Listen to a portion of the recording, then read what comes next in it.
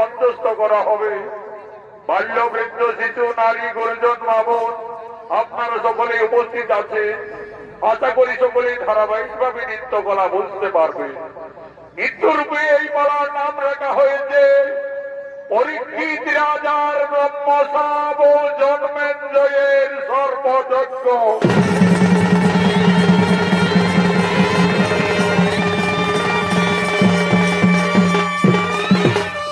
পরীক্ষিত রাজার ব্রহ্মশাব জন্মেঞ্জয়ের সর্বযজ্ঞ।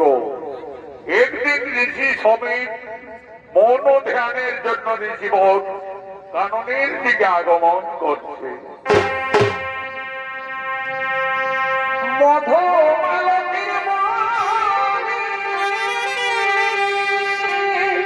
আরে ভাই ঋষি সমিতের আগমনে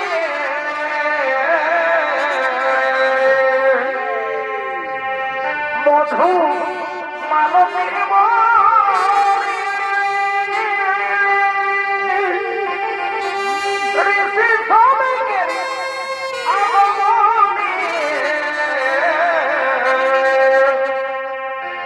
আর প্রস্ফুটিত মনে সৌভাগ্য ও মনিবরে এরিছে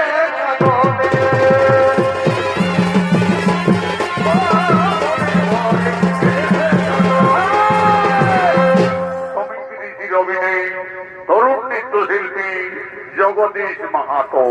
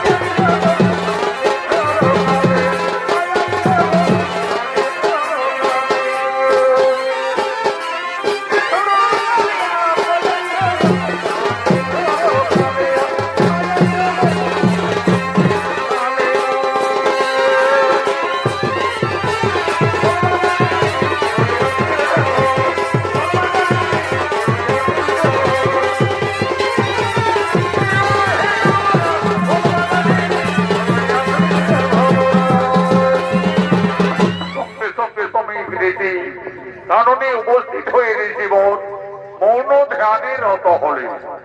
এমন সময় হস্তিনার মহারাজ পরীক্ষিত রাজা এই কাননে মৃগ শিকারের জন্য মহারাজ আগমন করছে।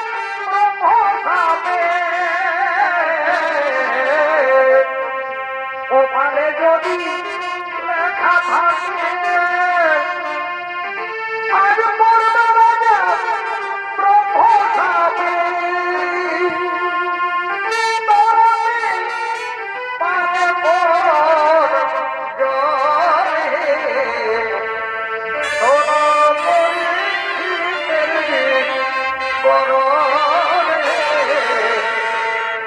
শোনো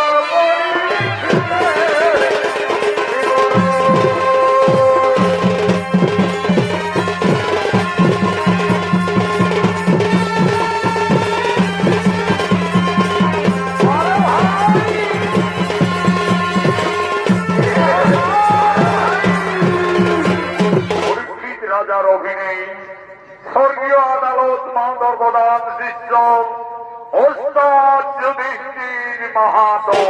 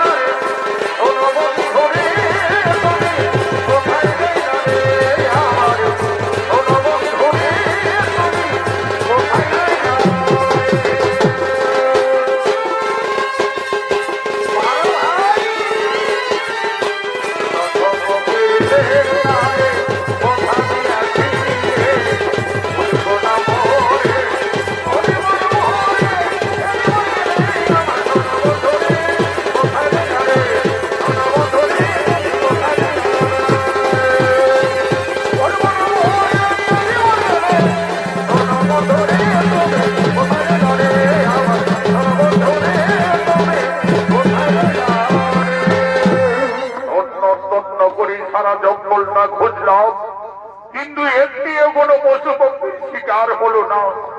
আজ বুঝি রিক্ত হস্তে আমায় বাড়িতে ফিরে যেতে হবে। ওই তো ওই তো একটি হরিণ শাবক ঝর্ণার জল পান করছে। আজ আমি ওই হরিণকে শিকার করে আনন্দিত মনে বাড়িতে নিয়ে যাব।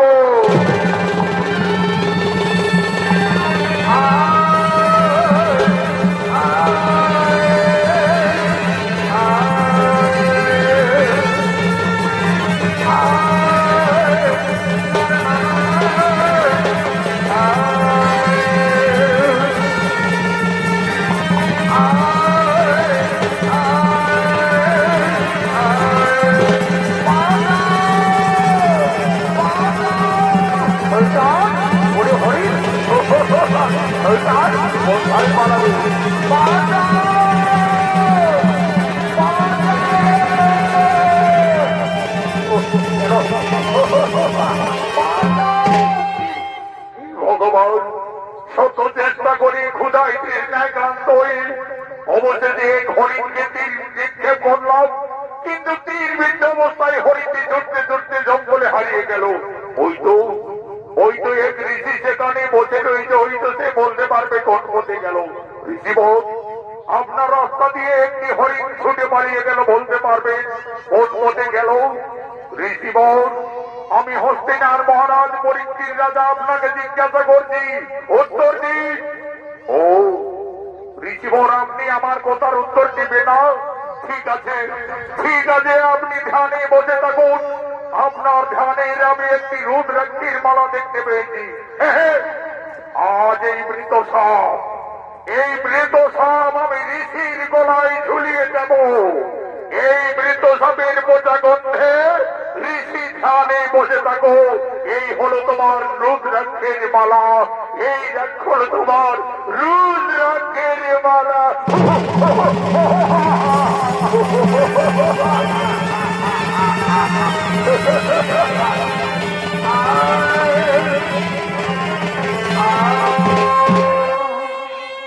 এমন সময় সমস্ত ঋষি কন্যাগণ ঝর্ণাকে জ্বলানোর জন্য এই কাননের রাস্তা দিয়েই তারা আগমন করছে।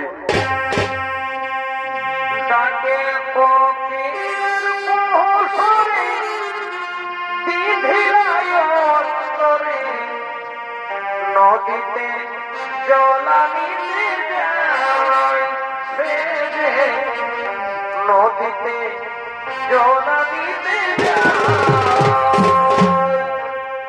ডাকে ফকির মহসরে দিধিরায় অন্তরে নদীতে জলানিতে যায় সে যে নদীতে জলানিতে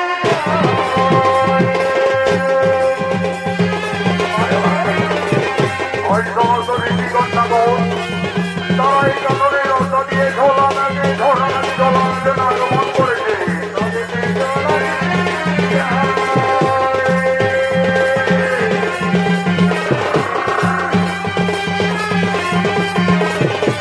নদীতে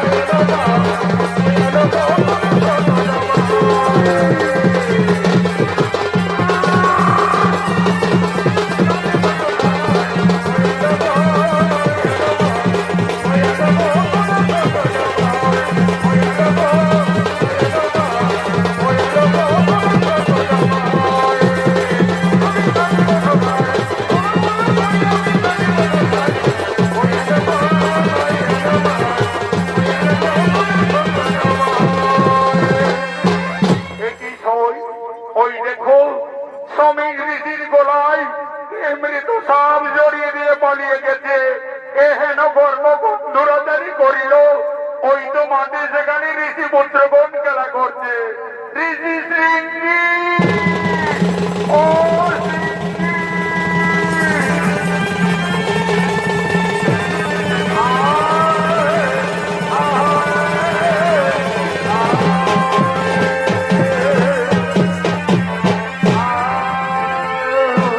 কি হইছে?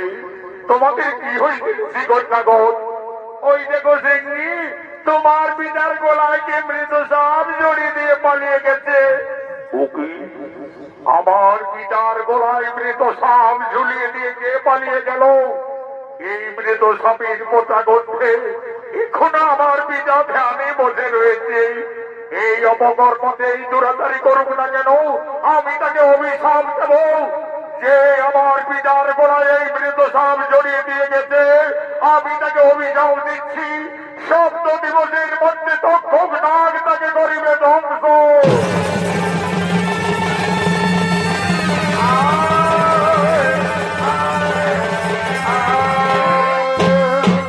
কি করিলে বৎস? না জানিয়া না বুঝিয়াও কারণে করিলে সাপান্ত। সে যে কেউ ছিল না, হস্তিনার মহারাজ স্বয়ং রাজা পরীক্ষিত এসেছিলেন মহারাজ মৃগয়া মারিবার এই কারণে। জঙ্গলে ঘুরে ঘুরে খোদায় তৃষ্ণায় ক্লান্ত হয়ে অবশেষে মহারাজ এক হরিণকে নির্বিদ্ধ করে। কিন্তু দুর্ভাগ্য, হরিণটি নির্বিদ্ধ অবস্থায় চড়তে চড়তে জঙ্গলে হারিয়ে যায়।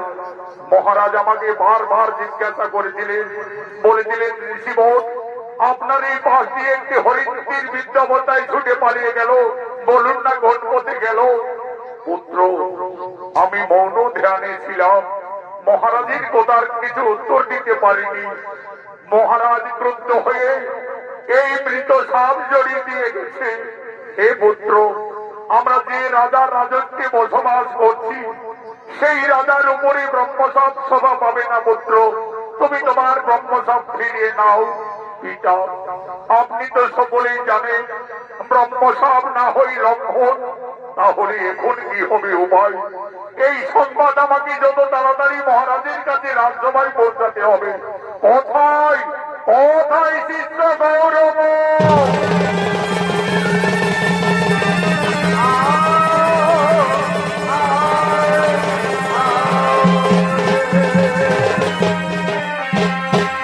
আদেশ করুন গুরুদেব। শোনো গৌরব, আমি মহা সমস্যায় পড়ে গেছি। পুত্র সিংহী ক্রুদ্ধ করিতে সাপান্ত। পরীক্ষিত রাজার শব্দ দিবসে হবে তক্ষক দংশন। এই সংবাদ তুমি যত তাড়াতাড়ি পারো মহারাজের কাছে এই সংবাদ জানিয়ে দাও। বলবে শ্রমিক ঋষির আদেশে আমি এই সংবাদ জানাতে এসেছি রাজসভায়। যথাজ্ঞা গুরুদেব, আমি এক্ষুনি যাব, আমি এক্ষুনি যাব হস্তিনার রাজসভায়। হে ভগবান, হে দয়াময়, যদি পারো পরীক্ষিত রাজার ব্রহ্মসাপ থেকে তাকে মুক্ত করো প্রভু। পরীক্ষিত রাজার সর্বদংশন থেকে তাকে মুক্ত করো।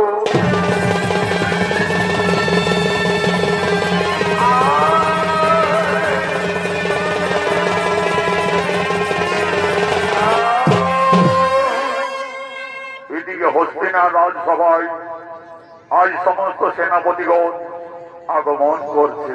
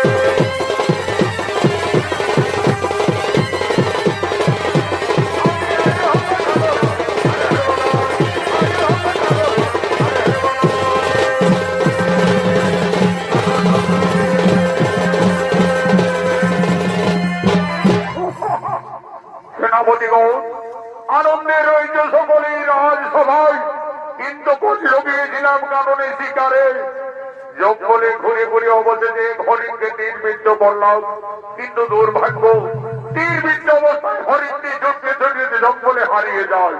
এক ঋষি সেখানে বসেছিলেন, আমি বারবার জিজ্ঞাসা করলাম, ঋষি আমার কোন উদ্ধার উত্তর দিল না। একটি মৃত সাপ জড়ি দিয়ে পালিয়েছে জঙ্গল থেকে।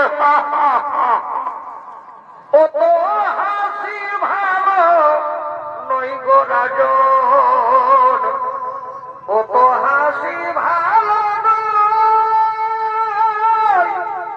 হাসির পরে আসিবে কান্না, ভেবে দেখো আপন মন।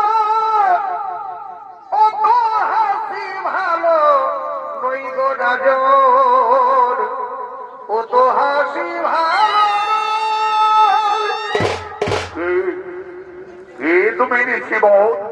মহারাজ, আমি শ্রমিক ঋষির শিষ্য গৌরব, আমার প্রণাম গ্রহণ করুন মহারাজ। মহারাজ, শ্রমিক ঋষির আদেশে এক বিশেষ সংবাদ জানাতে আমি রাজসভায় এসেছি। বলুন ঋষি বল, কি সংবাদ নিয়ে রাজসভায় আগমন? মহারাজ, আপনি কল্য শিকারে গিয়েছিলেন, শ্রমিক ঋষির গলায় মৃত সাপ ঝুলিয়ে দিয়েছেন, সেই অপরাধী তার পুত্র সিদ্ধি বলে আপনাকে অভিশাপ দিয়েছে মহারাজ। তক্ষক নাগ শব্দ দিবসের মধ্যে করিবে দংশন, শব্দ দিবস আপনি সাবধানে থাকবেন মহারাজ। এখন আমি আসি মহারাজ, এখন আমি আসি। ব্রহ্ম সব ব্রহ্ম সব তক্ষক মরে করিবে শব্দ দিবসের মধ্যে দংশন। শান্ত হো মহারাজ, শব্দ দিবস আমাদের অতি সাবধানে থাকতে হবে। তোমরা দিকে বলেছ সেনাপতিগণ, শব্দ দিবস আমাদের অতি সাবধানে থাকতে হবে। আর হে, আমার রাজ্যের যারা গুণী ওঝা সর্বমন্ত্রে পারদর্শী, তাদেরকে এই সঙ্গে সঙ্গে এই সংবাদ জানিয়ে দাও যেন শব্দ দিন আমাদের সঙ্গে তারা এই রাজসভায় থাকে। যথাজ্ঞা মহারাজ। আমরা এক্ষুনি এই নগরের গুণী ওঝাদের সংবাদ জানাচ্ছি। আপনি এখন বিশ্রাম করবেন চলুন, আপনি এখন বিশ্রাম করবেন চলুন।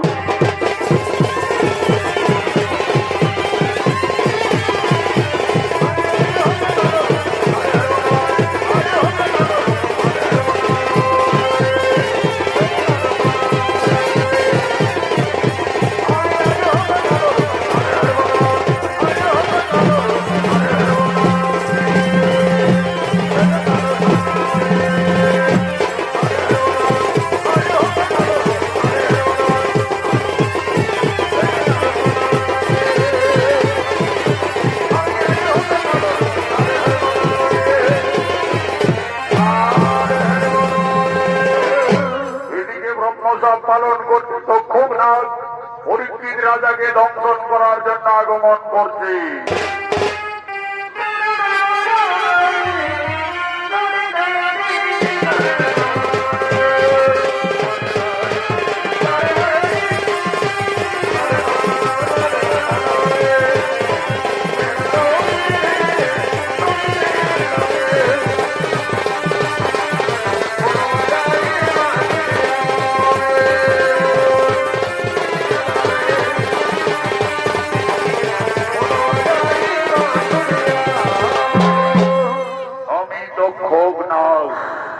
আমায় ব্রহ্ম সাপ পালন করতে হবে।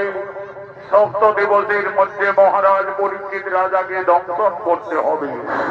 কিন্তু এই নাগ বেঁচে রাজবাড়িতে গেলে আমাকে সঙ্গে সঙ্গে চিনে ফেলবে এবং সকলেই রাজবাড়ির লোক মেরে ফেলবে। আমি আমার রূপ পরিবর্তন করব, আমি ছদ্মবেশ ধারণ করব। সঙ্গে সঙ্গে তক্ষক নাগ আজ ছদ্মবেশ ধারণ করছে।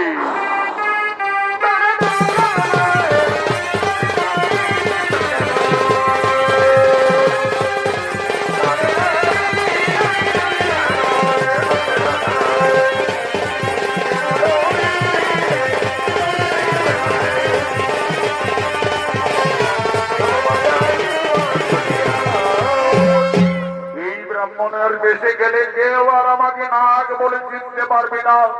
আমি সুযোগ বুঝে মহারাজকে দংশন করে পালিয়ে আসবো। আগে আমি একটু বিশ্রাম করি, তারপরে যাব আমি রাজবাড়িতে।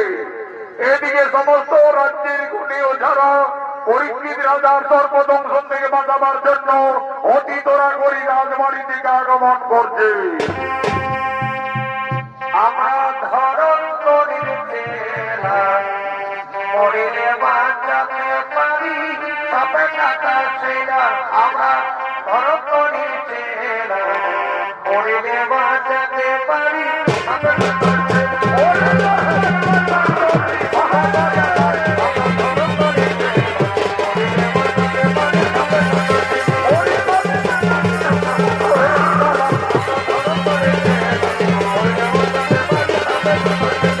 এরা হল অজাধরণ করি এবং অজাকাশ্য পরীক্ষিত রাজার সর্বদংশন থেকে বাঁচাবার জন্য ওজারা অতি তরল করি রাজবাড়ি থেকে আগমন করেছে।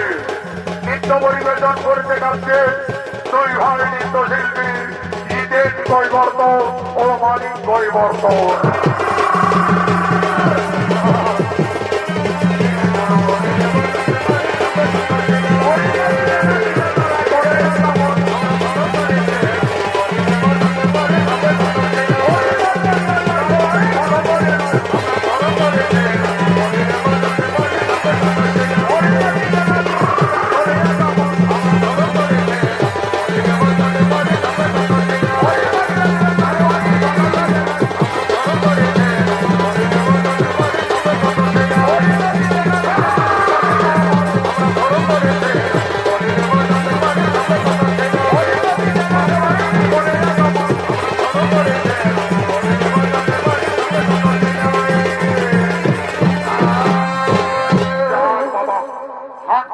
বহুদূরে এলাম, আর বেশি দূর রাস্তা হবে না, আমরা প্রায় রাজবাড়ির সামনাসামনি পৌঁছে গেছি।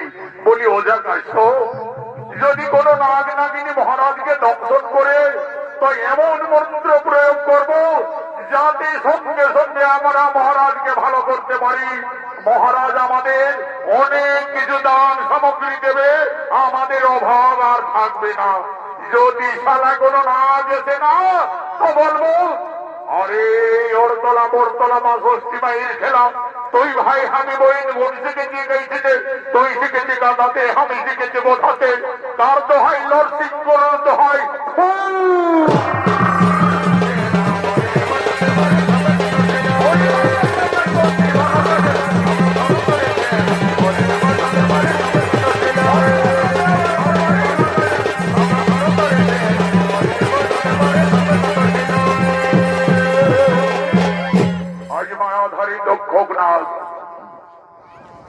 ওঝাদের সামনে পরীক্ষা করার জন্য তাদের পাশে এগিয়ে যায়।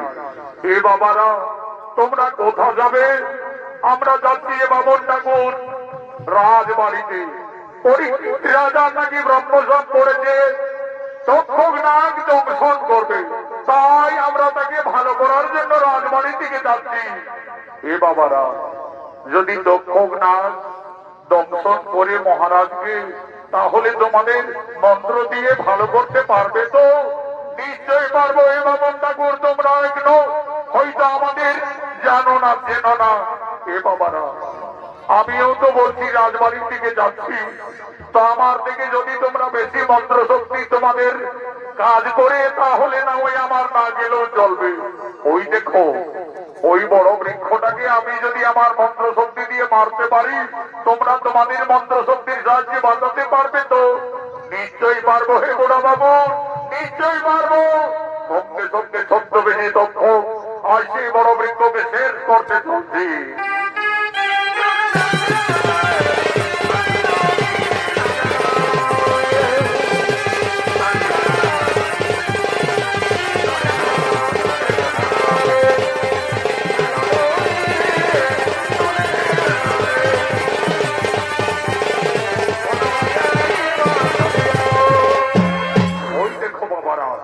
আমার মন্ত্র শক্তির সাহায্যে আমি অত বড় বৃক্ষটাকে শেষ করে দিয়েছি। এরপরে তোমরা কত বড় যা আমার লাউ দেখি বাঁচিয়ে তোলো। ও হে বাবন ঠাকুর, তুমি ওজা ধরন্তরীর গুণ বিদ্যা এখনো জানো না। দেখো দেখো তোমার সামনে নিমসিন হচ্ছে, আমরা আবার বাঁচিয়ে তুলবো। আর আরে একদিন গোপনীতে সত্য ভাবা সুন্দরী পলক বেলিতে সমুদ্র মন করেছিল চুরি সমুদ্র তখন সে চারিদিকে চাই সম্মুখেতে অর্জুনের দেখিবারে ভাই আরে এই ধুলা পড়া অন্য কিছু নয় এই ধুলা পড়ায় মৃত জীবের পুনরায় জীবের সৎকার হয় আরে কাটি কাটি চালন কাটি কে কাঁদে ওজা ধরন্তরী কাঁদে ওজা কাশ্যপ কাঁদে নরসিংহ দোহাই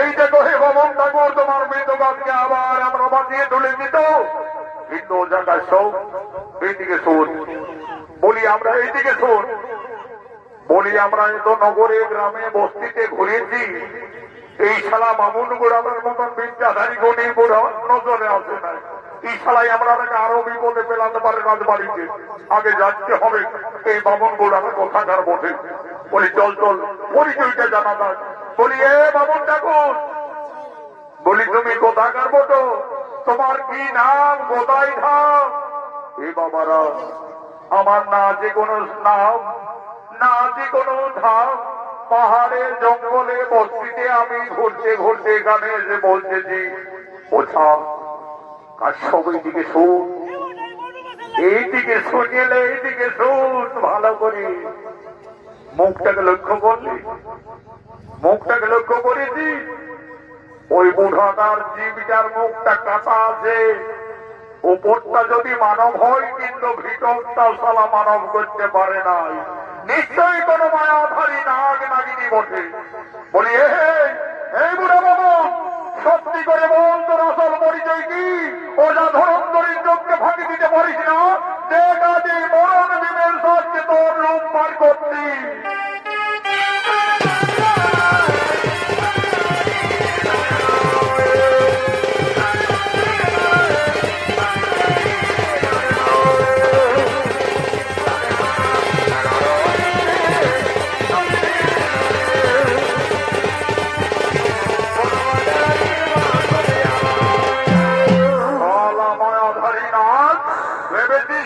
বামুন বোড়ান চন্দ্রবেশে মহারাজকে দংশন করে পালিয়ে যাব তোকে আর রাজবাড়িতে যেতে হবে না এইখানে তোকে ধুলা বড়া দিয়ে বন্দি করে আমি রেখে দিলাম সত্যি করে বল তুই কোন নাম আমি দক্ষক নাম আমি যদি পরিচিত রাজাকে দংশন না করি ব্রহ্মসাপ ব্যর্থ হবে ব্রহ্মসাপ ব্যর্থ হলে আমি ভস্ম হয়ে যাব তোমরা মহারাজকে বাঁচিয়ে তুললে মহারাজ তোমাদের কিছু ধন রত্ন দিয়ে সাহায্য করবে আর যদি আমার কাজে তোমরা সাহায্য করো আমি তোমাদের এক রাজার নয় 7 রাজার ধন দেব বাবা এই 7 রাজার ধন তাহলে তো আর আমাদের কোনো অভাব থাকবে না যদি 7 রাজার ধন পাই আমরা অনেক বড় লোক হয়ে যাব সাদা বোনা বৌদি আর খুদাই মরতে হবে না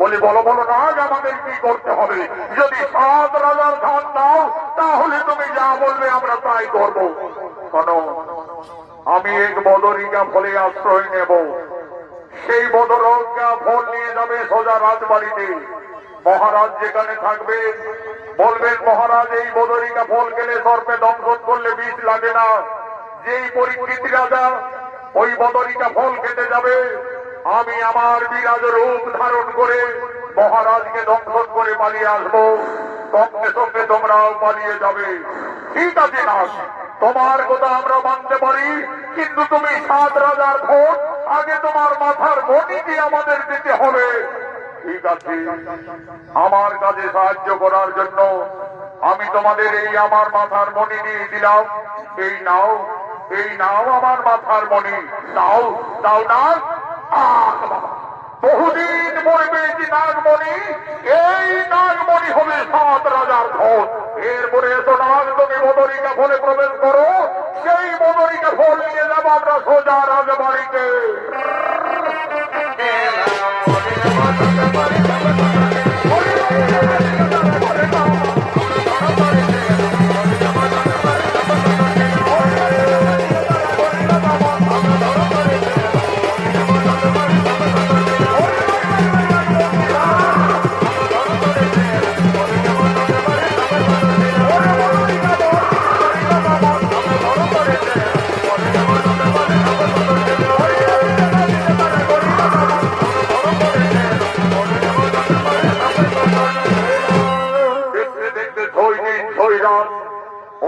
ক্লান্ত হয়ে যায়।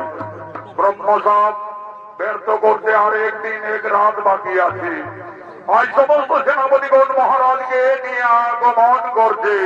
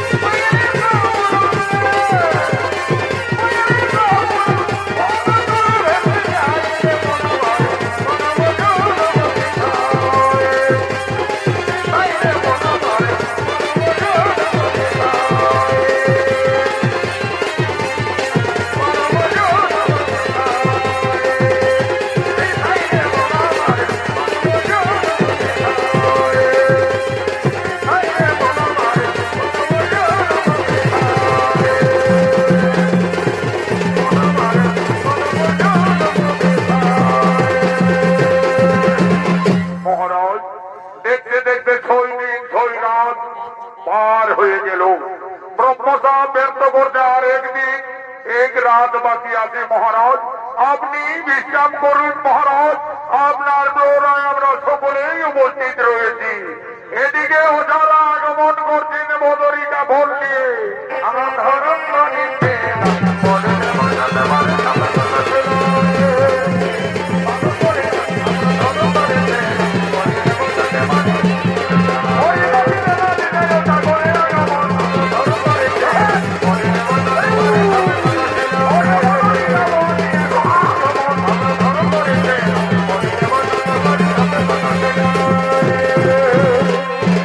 মহারাজ আপনি আর কোনো চিন্তা করবেন না। মহারাজ আমরা এসে গেছি। আপনাকে যদি কোনো নাগ নাগিনী দংশন করে মহারাজ এক মন্ত্র শক্তির সাহায্যে আমরা সঙ্গে সঙ্গে আপনাকে ভালো করে দিতে পারি।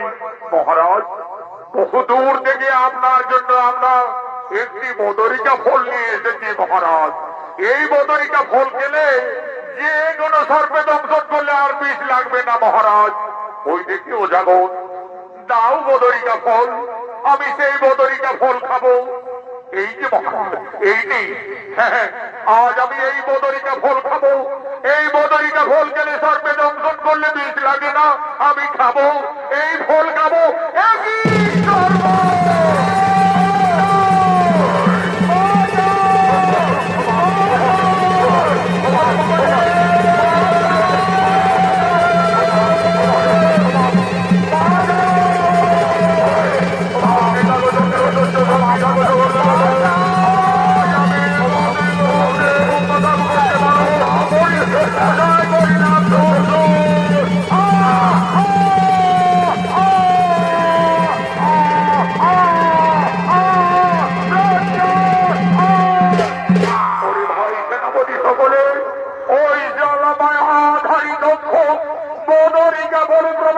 মহারাজকে ধ্বংসন করে গেল, আমরা কেউ কিছু করতে পারলাম না।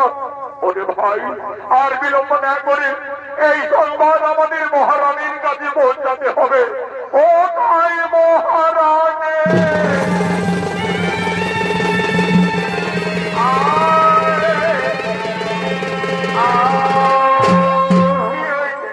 কি হয়েছে যে নামদিগণ? মহারানী মহারানী আমরা মহারাজের শেষ রক্ষা করতে ব্যর্থ হলাম। মহারানী মায়াধারী দক্ষ বদরিকা ফলে প্রবেশ করে মহারাজকে দংশন করে পালিয়ে গেল। ওই দেখো মহারানী মহারাজের ভিতর দেওয়া পড়ে রয়েছে। না না না না না না, হতে পারে না, না হতে পারে না। হে ভগবান, আমি কি দোষ করেছিলাম ভগবান? আজ অসময়ে আমার স্বামীকে আমার গোল থেকে কেড়ে নিলে প্রভু, আমার গোল থেকে কেড়ে নিলে। আশার প্রদীপ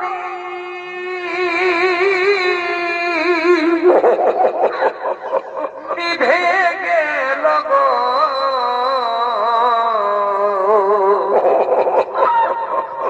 ব্যর্থ হল মন সারা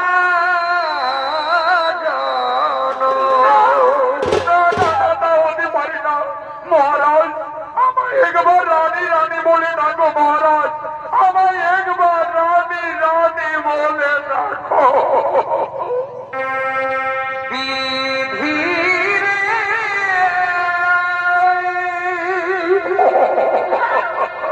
ওরে বিধি, এই তো করিলে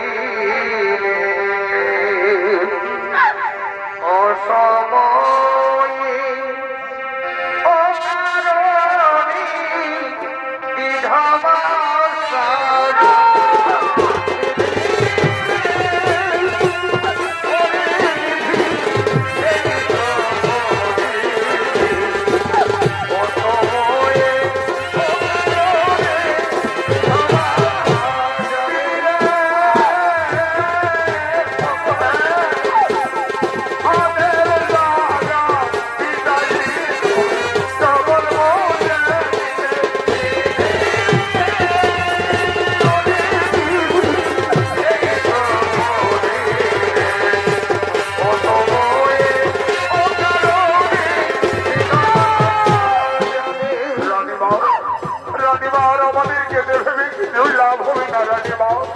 চলো ভাই সেনাপতি ঘোষ, আজ মহারাজের নিথর দেহ আমাদের শেষ কিছু সম্পন্ন করতে হবে। চলো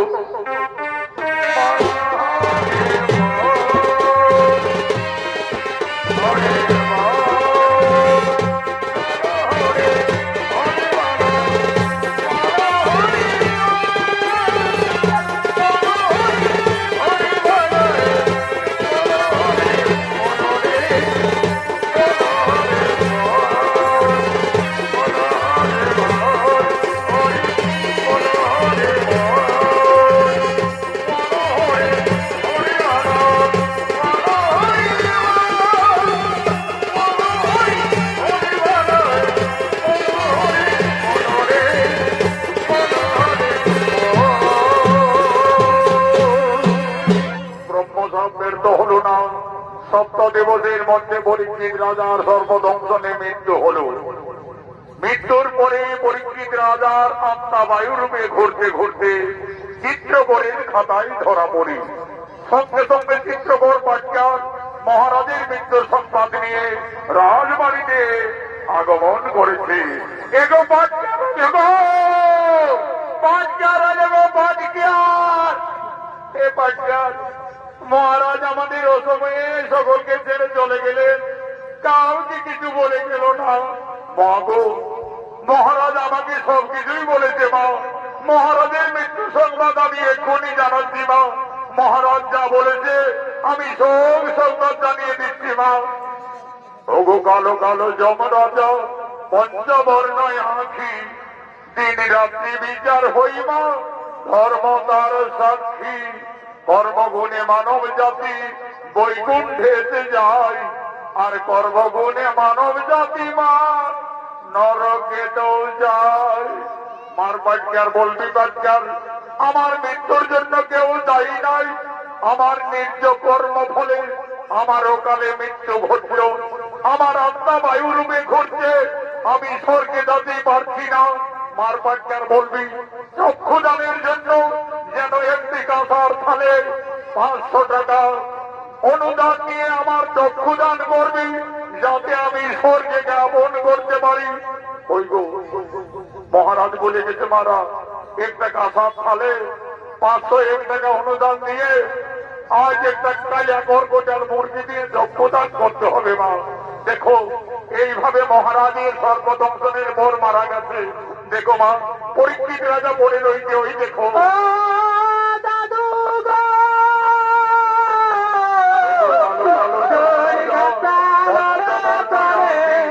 আমার দাদুর মোটাকে মনে এটা চোখ দেখো, চোখ দেখো, মহারাজ চলে গেছে স্বর্গে। কি করবে বাবারা, মরা বাচ্চা এইগুলা তো হবেই, আর চলবে কে? কই গো 500 টাকাটা দে বাবা। কাঁচা চালটা আমি না হয় এইটাই নিচ্ছি, 500 টাকা দাও, আমি যাচ্ছি বাবা, আমাকে আরো অন্য জায়গায় যেতে হবে। বাবাটি জন্মভূমি আমার কাছে সোনা, আমি হয় গরিব নায়ের ভোগা ধোকা ছানা। পেট মোটা ভাগের মাঝো বড়ই অভাব জ্বালা থাকে, বিপ্লবের জন্য আমার কাছে সোনা। এই পর্যায়ের অভিনয় করছেন পর্যায়ের ভূমিকায় অর্জুন মাহাতো। বাবাটি জন্মভূমি আমার কাছে সোনা, আমি হয় গরিব নায়ের ভোগা ধোকা ছানা। বাবাটি জন্মভূমি আমার কাছে সোনা, আমি হয় গরিব নায়ের ভোগা ধোকা ছানা।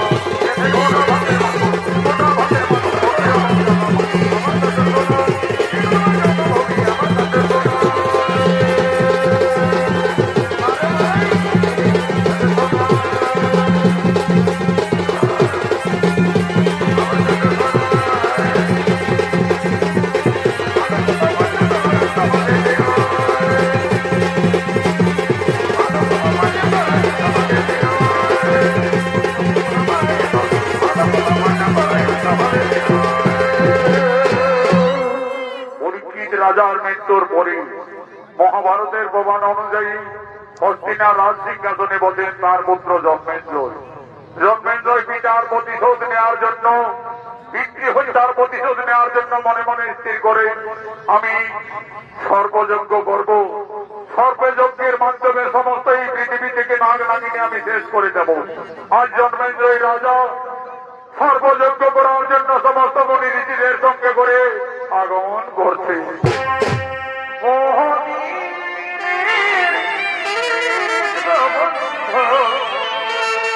একদিনে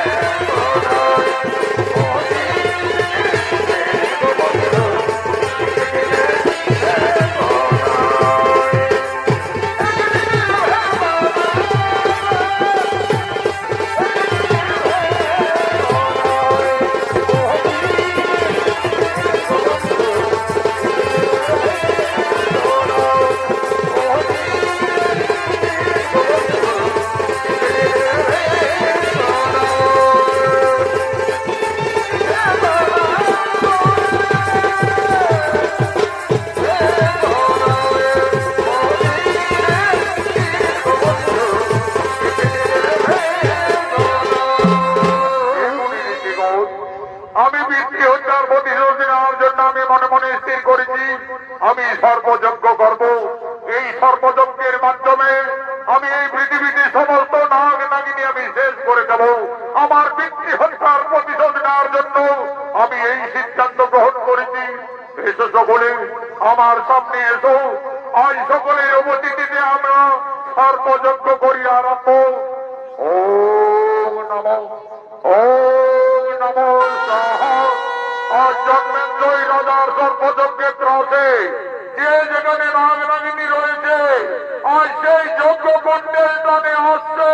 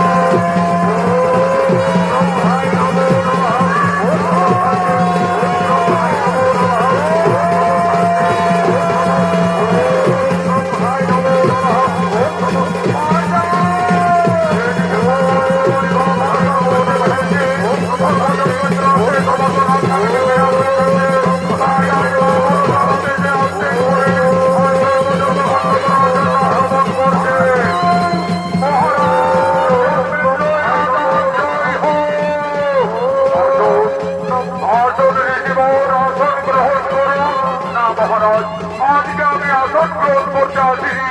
আমি শুনেছি আপনি নাকি খুবই দয়ালু, তাই কিছু দান দেওয়ার জন্য এসেছি মহারাজ। বলো বলো ঋষিবর, কি দান পেলে সন্তুষ্ট হবে? মহারাজ, আগে সন্তুষ্ট সংকল্প করতে হবে। ঠিক আছে ঋষিবর, আমি সংকল্প করে বলছি, আপনি জানতাম চাইবে আমি সেই দান দিতে প্রস্তুত। মহারাজ, আমি দান চাইতে এসেছি তক্ষক নাথকে। না, ওই তক্ষক নাথ আমার পিতা ওখানে মৃত্যু ঘটাইছে। ওই তক্ষক নাথের দর্শনে আমার পিতার মৃত্যু হয়েছে।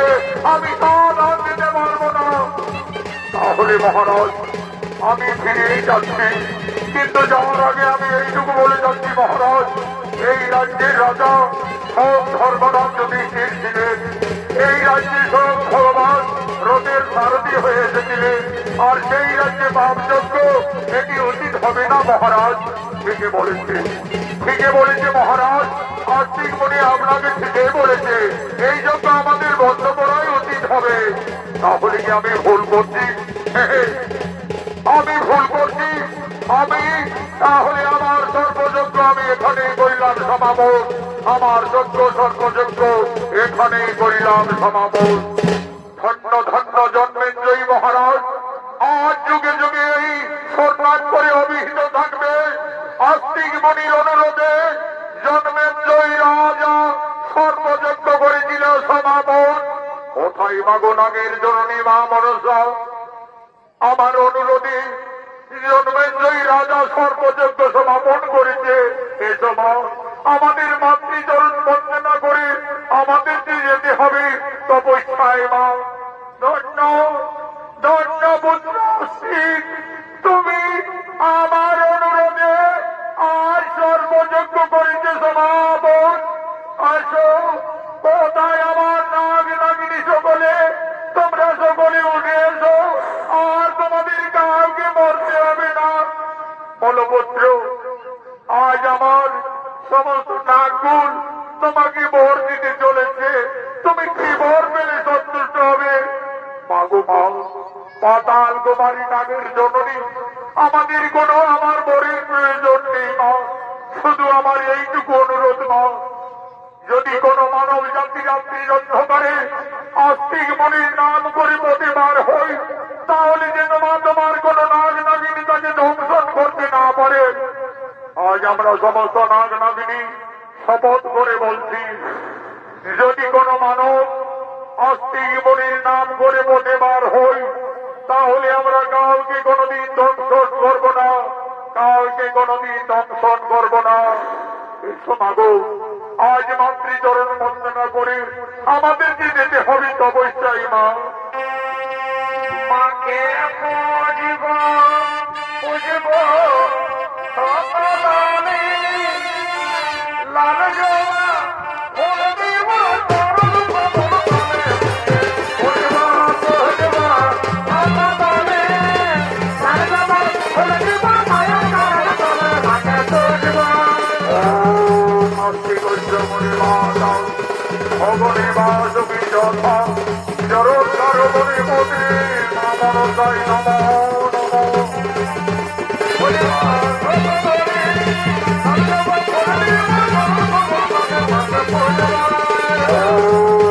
আস্তিক মনি মাতা ভগনি বাসুকি যথা জরোদ্ধার মনি মতি মা মনসাই দেবী